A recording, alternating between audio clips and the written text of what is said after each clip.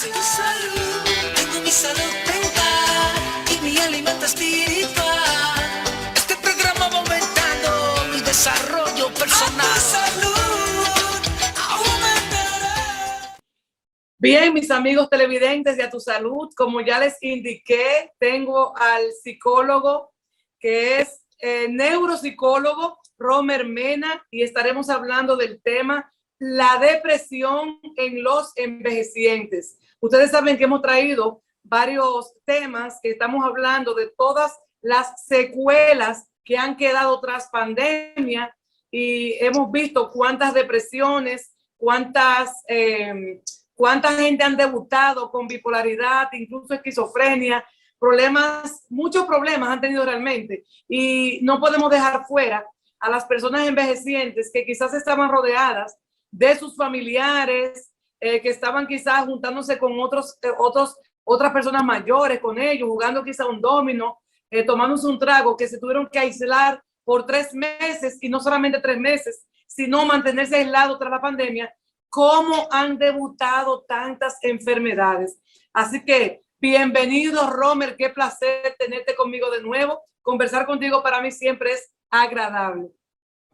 Muchísimas gracias, darle un saludo a todos sus televidentes, honrado de poder estar por acá nuevamente y qué más afortunado de tener este tema tan importante hoy en día como es la depresión en la tercera edad o en los envejecientes. Así es. Estamos partiendo, te digo, de pandemia. La depresión, hay muchos envejecientes con depresión porque sienten que sus hijos no lo quieren, que están pesando, que ni los nietos, eso pasa mucho. Así que vamos a hablar de esa depresión a nivel general, pero luego nos vamos a dirigir a esos viejitos que hoy se sienten muy solitos porque no pueden prácticamente socializar con nadie. Defíneme depresión per se y luego esa depresión en adultos mayores. Muy bien, la depresión es un trastorno de lo que es el estado de ánimo. Muchas personas entienden que la depresión solamente debuta con una tristeza. Sin embargo, hay otros síntomas clínicos que están presentes durante lo que es la depresión.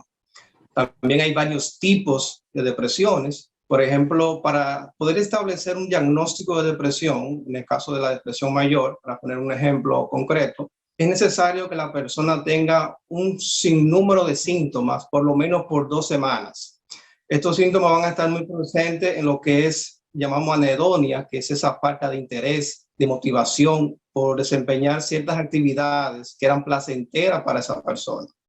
También está lo que es la bulia, que es un sentimiento de no tener fuerza, vitalidad para poder desempeñar X tareas que anteriormente podían ser fructíferas. Otros tipos de síntomas como son alteraciones en el sueño, o duermen mucho o tienen insomnio. Están las 2 variantes. También están los cambios de ánimos. No solamente está la tristeza, sino también puede estar la rabia, la ira, que es un síntoma muy característico en la depresión, por ejemplo, infanto-juvenil. También están los cambios en lo que es la dinámica social, o sea, la persona se aísla totalmente, no tiene placer en poder compartir con seres queridos o con amigos o con compañeros de su localidad, etc. También van a haber también cambios muy considerables en lo que es la parte de tener la voluntad de buscar algún tipo de asistencia. Es decir, la persona con el tiempo tiende a normalizar los síntomas, mucho más cuando es una depresión crónica, persistente o distimia, como anteriormente la llamada. Eso es una panorámica muy global, muy general de lo que es una depresión. Me llamó mucho la atención, Romer, que dijiste que la depresión no necesariamente viene con el síndrome o el síntoma de la tristeza. Porque nosotros, o sea, yo tengo entendido que una persona triste puede caer en depresión y que donde hay depresión siempre va a haber tristeza. Sí, aunque la depresión tiene como característica la tristeza, también están otros cambios de emociones que se pueden ver de forma alternante o bruscas en muchas ocasiones, y la rabia, ese sentimiento o ese comportamiento un poco agresivo que se puede percibir, también puede ser parte de cómo la persona gestiona lo que es la depresión. Por eso es importante que podamos como familiares, seres queridos, poder identificar cuando una persona hace esos cambios de comportamiento o de emociones de forma brusca, o sea, que no pertenecen a la persona de forma cotidiana. Exactamente, porque tú dices, pero ella no era así. ¿Y qué es lo que le está pasando? Y vemos muchísimas formas de actuar que simplemente decimos, pero ella no era así. Y lo deja, y hasta que cae en un cuadro fuerte que ya es difícil, porque entiendo que una gente en depresión no es tan fácil de manejar para llevar al médico. Sí, hay muchas personas, como le dije al inicio, depende del tipo de depresión y el origen que la causó, obviamente, pero la persona, si no tiene una persona llegada, una red de apoyo que pueda asistirle, es probable que la persona normalice ese sentimiento y no busque ayuda, no porque no lo necesite, sino porque no lo ve necesario, si no tiene una educación sobre lo que le está pasando. Hay personas, por ejemplo, que tienen depresiones crónicas que duran hasta 20 años con el cuadro depresivo. Es lo que anteriormente se llamaba depresión distimia o distímico. Actualmente se le llama depresión persistente. Es la persona que normalmente se ve que tiene un estado de ánimo un poquito bajo, no le gusta socializar, no le gusta tener lazos afectivos muy fuertes. Es como la persona que dicen, ella es un poquito extraña, pero ella puede funcionar, o sea, puede tener su trabajo, puede estudiar, pero siempre tiene como ese sentimiento de inferioridad, de tristeza profunda que le aqueja continuamente. Y duran tantos años, pero ¿por qué no reciben tratamiento? Sí, efectivamente. Como le digo, hay diferentes tipos de depresiones. En el caso de la distimia, tiene que tener siempre el síntoma o el conjunto de síntomas por lo menos 2 años para poder establecer un diagnóstico. Esa es la distimia, la depresión persistente. En el caso de la depresión mayor, con 2 semanas que tengan los síntomas anteriormente expuestos, ya se puede establecer o se puede tener una apreciación diagnóstica de que es una depresión mayor. Obviamente, la durabilidad de los síntomas van a estar dictados por el tratamiento que se le pueda dar a tiempo al usuario. Entonces, Romer, nosotros ahora vamos a partir de dos fases. El paciente adulto mayor que viene con una carga de depresión de hace mucho tiempo, que quizás fue un joven depresivo, un adulto depresivo, y que cuando llega el adulto mayor se vuelve mucho más crónico. Y vamos a hablar de ese paciente, de esa persona que tú recibes, ese adulto mayor, que ha sido un paciente totalmente estable la vida entera y que de buenas a primeras empieza a debutar con esa enfermedad. Bueno, estamos entonces hablando de que vamos a partir, Romer, del paciente que ya viene con un problema de depresión su vida entera. Y vamos a hablar del paciente que está debutando en depresión tras ser un adulto envejeciente. Muy bien. El primer caso que usted pone es un caso donde la persona tiene años con el cuadro depresivo, suponiendo que no se ha atendido nunca, no tiene una asistencia de un profesional. Mediante la persona está en un hábito laboral, académico, social activo, la depresión no va a debutar de una forma tan agresiva como cuando ya está en un proceso de jubilación. Porque el tema de la jubilación lo que hace es un cambio en los hábitos comunes de la persona. Entonces, en ese proceso de adaptación, si la persona ya viene con un cuadro depresivo, obviamente se va a ver más agravada, porque no tiene el estímulo, los refuerzos que el vínculo social donde se manejaba le podía suministrar. Es decir, la persona tiende en ese momento a aislarse más, a tener menos comunicación, menos actividades, menos tipo de interacción, no solamente social, sino también cognitiva. Hay muchas personas que me llegan con una tercera edad, ya envejeciente, que entienden que es una demencia. Sin embargo, el trasfondo de todo es una depresión mayor, porque la depresión genera cambios en el cerebro que también interfieren con los procesos de la atención, de la memoria, de la planificación, entre otras funciones importantes que el cerebro puede desempeñar. Qué fuerte. Fíjate cómo tú estás hablando de un paciente adulto mayor que estaba trabajando, que deja de trabajar, se va a su casa quizá tiene, si tiene una pareja, quizá la pareja también peleando, no encuentra qué hacer, cómo cae en depresión.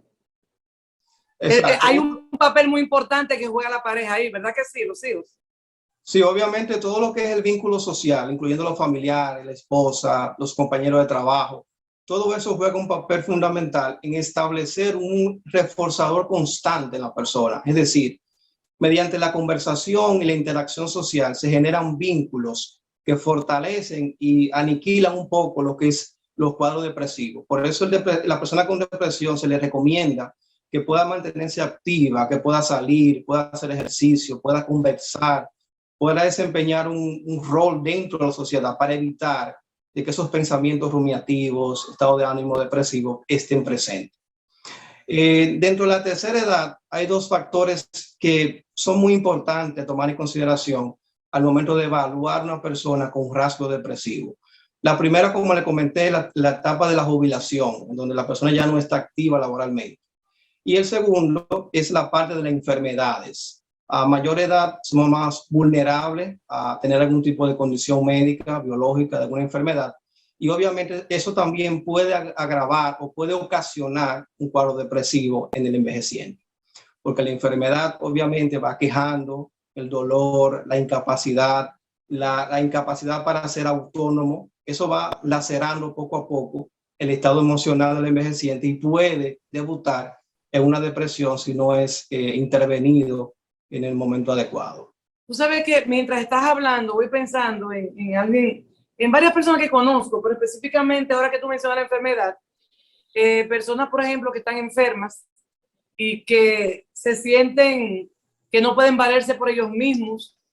Hombres, por ejemplo, que tienen problemas en su columna vertebral o que tienen una rodilla afectada, que necesitan de otra persona que los esté ayudando. Cuando él mira para atrás y dice, pero yo era tan independiente, yo hacía todo. Y uno lo ve en un cuadro de tristeza. ¿Cuándo yo tengo que empezar a preocuparme? ¿Cuántos días de ver a una persona con un cuadro de tristeza ya yo entiendo que ya cayó en una depresión? Excelente pregunta. Por ejemplo, si vemos que nuestros abuelitos, nuestros allegados envejecientes, empiezan a alargar o a evitar ciertas actividades que anteriormente eran placenteras para ellos, por ejemplo, ir a la iglesia, llamar a un ser querido, hacer deportes, etcétera. Si vemos que esas actividades ya no son placenteras y que la persona evita participar en ellas, ya eso es una alerta que tenemos que tener en consideración. Si vemos que el envejeciente tiene insomnio, no logra dormir de forma como lo hacía anteriormente, si come menos o come de más, si tiene algún tipo de cambio emocional, como le comenté, que se siente irritado o muy triste la mayor parte de los días, entonces es momento en ese escenario buscar asistencia, porque podría ser el inicio de un cuadro depresivo. Ok, vamos entonces ahora a hablar de este paciente o este hombre o esta mujer, porque yo no sé, yo supongo que en los hombres más fuertes, ese cuadro depresivo, el porcentaje más alto. En el hombre un poco más fuerte, porque el hombre cuando ya suele buscar ayuda es porque ya la depresión está en un nivel muy avanzado. La mujer es más expresiva emocionalmente y suele buscar ayuda con más facilidad por ese tipo de rasgo que tiene, de ser más explosiva, más expresiva, a exponer sus emociones. Eso es cierto. Entonces, ok, ya hablamos de este paciente que trabajaba, que era activo, que no está trabajando y que está en su casa haciendo nada. Así que dicen, haciendo nada. Vamos a entonces hablar de este paciente que hace tiempo que no está trabajando, que estaba en su casa, pero que se sentaba a jugar dominó, que quizás se tomaba un traguito social, que si llegaban los nietos, llegó la pandemia, aisló a las personas, las aisló por 3 meses literalmente. Luego entonces, te lo digo por mí como dentista, consultando en mi consultorio, como muchos pacientes ahora, casi año y medio después, es que están reintegrándose de nuevo para salir con un poquito menos de miedo, bajo todo el cuidado. Este paciente envejeciente que estaba acostumbrado a estar en su casa, pero que ahora lo encerraron y que ahora no puede ni siquiera ir al súper, que no puede salir ni siquiera allá afuera, que no puede codearse con sus amigos de su misma edad. ¿Cómo están pasando este tiempo? Muy bien, excelente pregunta, Janina.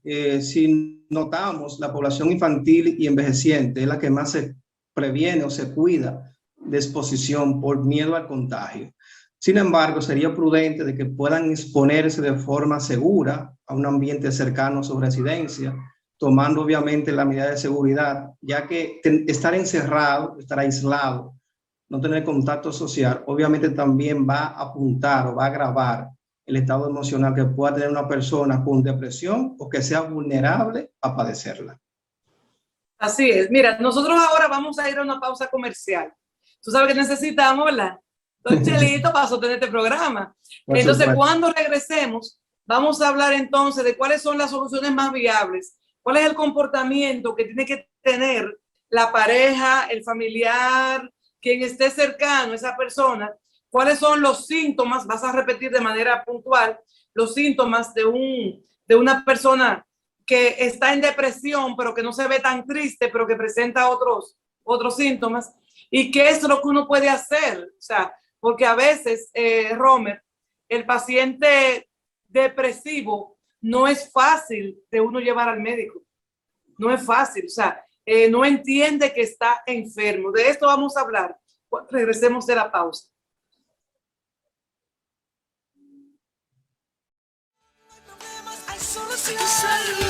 Tengo mi salud mental y mi alimento espiritual. Este programa va aumentando mi desarrollo personal. A tu salud aumentará.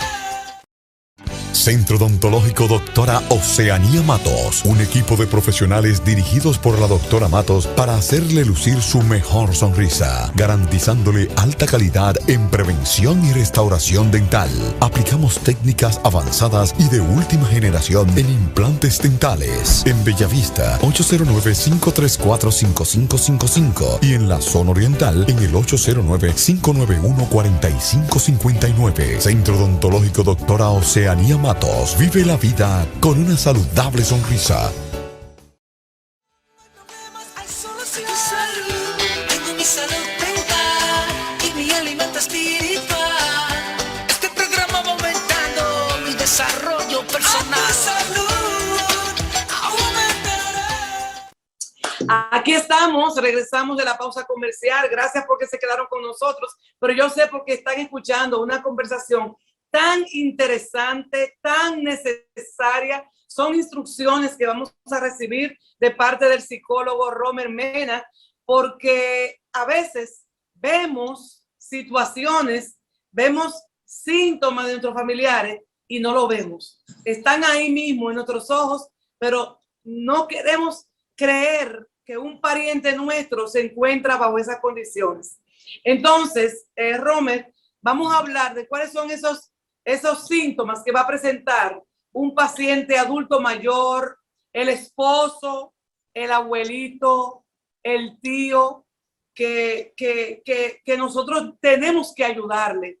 Tenemos que buscar cuál es el momento propicio para llevarlo al médico, porque está en un grado ya de enfermedad. Muy bien. Solemos, no solamente nosotros, sino otras sociedades, a normalizar que el envejeciente debe de estar enfermo, de que debe aislarse, de que debe de cortar con las actividades cotidianas, y no es así. Si podemos visualizar que un envejeciente llegado a nuestro tiende a estar de forma constante, muy triste, irritado, que abandona ciertas actividades que anteriormente eran placenteras para esa persona, de que tiende a comer de más o de menos, de que tiene insomnio o que duerme de más, si ha pasado por algún tipo de enfermedad recientemente, si ha perdido un ser querido y todo eso ha afectado la parte emocional, es recomendable que como familiares o allegados podamos ir de forma paulatina psicoeducando al envejeciente, dándole pautas como por ejemplo, vamos a ir al médico para que te pueda hacer una evaluación general para ver tu estado de salud. Y ya cuando estemos allá en la asistencia médica, entonces ya el profesional va a determinar si existe o no una enfermedad de origen psicológico, en este caso una depresión. Pero lo idóneo sería poder poco a poco ir incidiendo en que el envejeciente pueda asistir a un centro o que el médico, en caso de, pueda asistir a la casa y hacer la evaluación.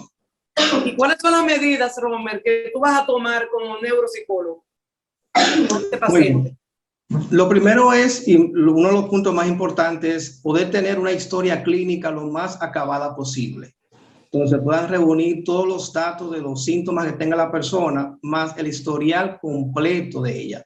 Qué trabajó, qué nivel de estudio tuvo, si pasó alguna situación traumática en algún momento de su vida o recientemente, etcétera. Además de pruebas psicológicas que se le pueden aplicar para determinar si cumple con los criterios establecidos para tener un cuadro depresivo. ¿Y en qué tiempo? La pregunta del millón. ¿En qué tiempo un paciente que ha estado desestabilizado emocionalmente, bajo los cuidados de una persona como tú, un profesional de la neuropsicología, o bajo el cuidado, yo me imagino que sí, cuando tú trabajas también en comunión, en comunidad con un psiquiatra?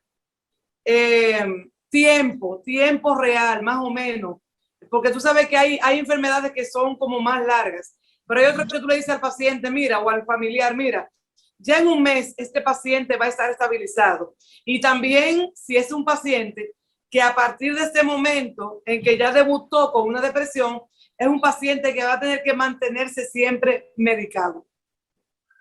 Muy bien, eso es muy variable. Si una persona ya llega con varios episodios o cuadros depresivos anteriores, el cuadro es un poquito más delicado. A mayor episodio depresivo, hay más deterioro en el cerebro. O sea, va a requerir más intervenciones y más tiempo para poder obtener una estabilidad. Ahora bien, si es una persona que llega por primera vez con cuadro depresivo, va a tener que determinarse si se va a requerir solamente la psicoterapia o si también se va a requerir la farmacología. Si es la psicoterapia solamente, bueno, eso va a depender del nivel de compromiso, de aceptación y de colaboración que tenga no solamente el paciente, sino los familiares. Este es un proceso que no puede llevarse solo con el usuario o con el paciente, sino que también los vínculos sociales juegan un papel muy importante, como hemos comentado anteriormente. Si se requiere la parte farmacológica, regularmente los antidepresivos, dependiendo del tipo que se utilice, tiende a ofrecer un efecto ya palpable a partir de los 21 días.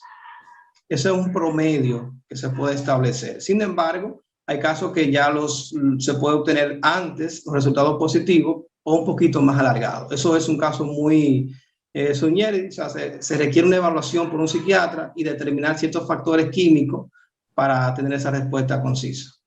Mira, mientras hablabas, usaste una palabra clave, para mí muy interesante, a la que tengo que ponerle atención. Dijiste, mientras más tiempo pasa sin atención, sea psicológica o psiquiátrica, o sea, hablando con fármacos, más se deteriora el paciente. ¿A qué tú le llamas deterioro en ese cerebro? Excelente pregunta, Oceanía. Cuando una persona está dentro de un cuadro depresivo, hay ciertas estructuras del cerebro que se pueden ver afectadas, o sea, pueden morir neuronas. Con el paso del tiempo, ese deterioro se va empeorando y la persona puede caer incluso en un estado de demencia. La depresión es un factor de riesgo para caer en demencia si no es abordado de la forma oportuna y de la forma correcta por un gran sinnúmero de profesionales. Ahí puede entrar el psiquiatra, el neurólogo, el psicólogo clínico, el neuropsicólogo. Depende el cuadro, depende la circunstancia, pero hay que hacer una buena evaluación previa para determinar quién entra y en qué momento. Wow, o sea, por eso para mí es muy importante esta respuesta tuya, porque cuando hablamos de deteriorarse algo, es algo que va pasando el tiempo y no se le pone atención. Y es lo que se deteriora, es algo que se pudo haber salvado. Exactamente. Que pudo haberse recuperado. ¿Entiendes? Pero cuando algo se deteriora, es un término muy fuerte, es algo que ya va dejando que vayan muriendo neuronas. Y estás hablando que Kaya está en una demencia. No sé si en una esquizofrenia. Sí, mayormente pueden caer en una demencia por la muerte neuronal que el cuadro depresivo puede causar. No es un acontecimiento que pase de un día para otro, pero sí la cronicidad del cuadro depresivo puede llevar a una demencia por el deterioro, vuelvo y repito, que se causa a nivel del cerebro. Hay sustancias químicas también que se ven alteradas, por eso los cambios de ánimo, las alteraciones de la atención, de la memoria, del apetito, incluso la apetencia sexual se ve afectada por ese cambio que el cerebro produce durante el cuadro depresivo. Bueno, Romer, consejos puntuales para los acompañantes de estas personas, adultos mayores, porque ya entramos en el tema de depresión, o sea, donde puede caer cualquier persona, pero ya con estos adultos mayores, especialmente en esta temporada con tantas limitaciones, de estar tan aislada la gente, entonces están aisladas del exterior, pero también quizás donde están viviendo su familia no pasa gran tiempo y cuando llegan a la casa quizás ni siquiera le prestan atención. ¿Y qué es lo peor? Hay que asustar a la gente, Romer. Sí, aparte de que se deteriore la persona, ¿qué es lo peor que puede hacer un paciente en un estado depresivo? Bueno, mi recomendación sería la siguiente, que no normalicemos, como hablamos anteriormente, de que el envejeciente debe de aislarse, debe de enfermarse o debe de dejar de hacer cosas que anteriormente podía hacer por su propia vía. Tratemos de que el envejeciente pueda tener una vida fructífera a nivel social, de que pueda tener situaciones agradables, que pueda salir, obviamente, con sus familiares, con el cuidado necesario, que pueda tener apoyo de la persona cercana, de que se mantenga activo, que pueda leer, que pueda escribir, que pueda desempeñar cualquier tipo de actividad manual, que lo mantenga activo cognitivamente. Hay factores y hay signos muy peligrosos dentro de la depresión, que es las ideas y los intentos suicidas. Aunque no son conductas muy frecuentes en el envejeciente con depresión, pero pueden estar presentes.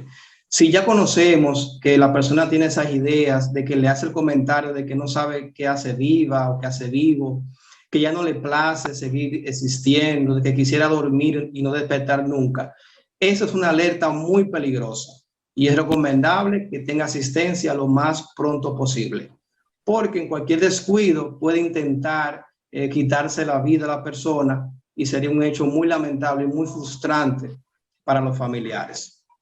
No, y lo más lamentable es cuando entonces el familiar dice, cuando escucha los síntomas y dice, Dios mío, pero yo lo vi y yo no le puse caso a esos síntomas.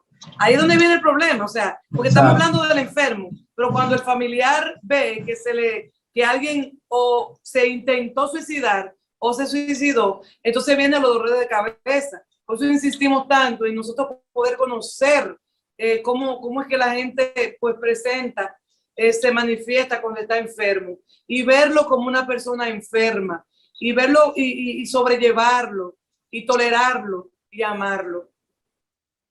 Así es. Ya para finalizar, podría recomendar de que los envejecientes necesitan también vivir su etapa. Solemos como sociedad atribuirles tareas que no son correspondientes para ellos. O sea, el envejeciente no está para cuidar nietos. Lo puede hacer si le place, pero no es una obligación. ¿Cómo es? Dilo, Romer. No es esa una parte tú tienes que decirla. Sí, porque entonces le imponen una responsabilidad muy fuerte y muy demandante. Y llega un momento que el envejeciente se ve estresado, agobiado por la gran demanda que se requiere hoy en día atender o cuidar a un niño. Entonces, tratemos de no sobrecargarlo, más que todo sería ayudarle a que esa etapa tan maravillosa que es la parte del envejeciente, ellos puedan disfrutarla, que puedan vivirla, que puedan aceptarla y ser parte de su familia, tener un rol dentro de la familia, que es lo más importante.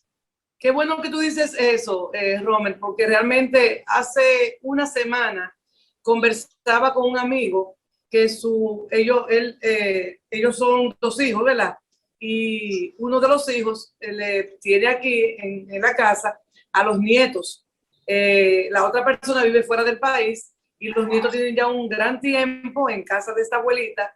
La abuela tiene casi, qué sé yo, 78 años, bregando con muchachos en etapa prácticamente adolescente, y él dijo, oye, ya no más, mi madre, lo mucho o lo poco que le pueda quedar de vida, vamos a darle calidad, o sea, ella no está en edad, está bregando, y nosotros los dominicanos sufrimos mucho de llevarle los nietos a los abuelos, y no a cualquier abuelo. Yo soy una abuela sesentona, pero estamos hablando de abuelos de 70 y 80 años, bregando y hasta cocinando y bregando con muchachos. Sí. Y qué bueno que tú llamas la atención por eso.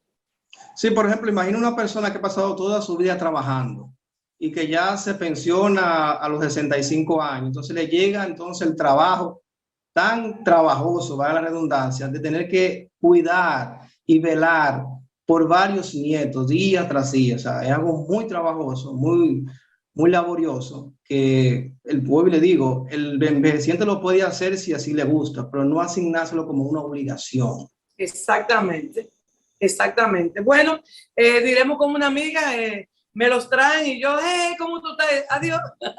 Bye, bye. Yo soy muy abuela, pero como yo trabajo mucho, pues yo no prácticamente no puedo estar al cuidado. Pero debe ser muy tedioso. Una gente con la rodilla enferma, con un problema de salud, está detrás de un muchacho correteando. Las fuerzas son para eso. Romer, por último, por favor, dile a nuestros amigos y amigas televidentes dónde van a encontrarte. Yo quiero que ustedes vean en el rostro de Ronnie Mena, de Romer, la experiencia, porque no solamente la experiencia en edad, sino la experiencia en la juventud, de estar constantemente actualizado, y eso lo necesitamos también. ¿Cómo te pueden conseguir y tus redes? Muy bien, estoy ubicado ahora mismo en Centro Integral Lotus, eso está en el tercer nivel del Grupo Médico NACO. Me pueden contactar al 829-941-9491 o accediendo a Instagram @neuropsicólogomena, a sus órdenes.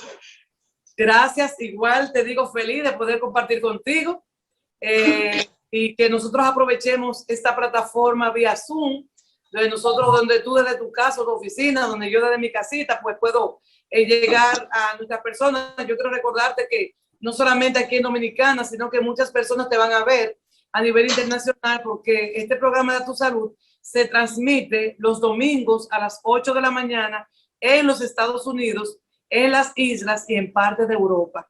Así que vas a recibir llamadas telefónicas de personas que van a querer contactarte, y ya entonces me imagino que tú das este servicio también vía Zoom. ¿De acuerdo? Sí. Sí, es correcto. También ofrecemos servicios virtuales y a domicilio también. Ah, perfecto. Ya con mascarillas, ya nosotros tenemos que entender que podemos estar frente a cualquier persona, interactuando y visitando, siempre y cuando estemos protegidos con las mascarillas, especialmente cuando tú vas a trabajar con adultos mayores. Exactamente. Dios te bendiga, gracias por estar con nosotros. Nosotros no nos vamos a despedir todavía del programa, nos vamos a despedir de Romer Mena, pero ustedes, mis amigos y amigas televidentes, se van a quedar ahí porque todavía nos falta nuestro segmento de odontología, y vamos a darle seguimiento a este tema cuando tenemos personas en la casa que están tristes, que están depresivas, que no se quieren bañar, que no se quieren higienizar, y cómo nosotros le ayudamos a que ellos puedan cepillarse para que su salud no se deteriore mucho más, porque tú sabes, Romer, que una boca que no esté higiénica va a traer consecuencias al cuerpo. Así que gracias y Dios te bendiga. Ustedes no se muevan, que seguimos con A Tu Salud. Hay solución. A tu salud, tengo mi salud mental y mi alimento espiritual. Este programa va aumentando mi desarrollo personal. A tu salud, aumentará. Centro Odontológico Doctora Oceanía Matos, un equipo de profesionales dirigidos por la doctora Matos para hacerle lucir su mejor sonrisa, garantizándole alta calidad en prevención y restauración dental. Aplicamos técnicas avanzadas y de última generación en implantes dentales. En Bellavista, 809-534-5555 y en la zona oriental en el 809-591-4559. Centro Odontológico Doctora Oceanía Matos. Vive la vida con una saludable sonrisa.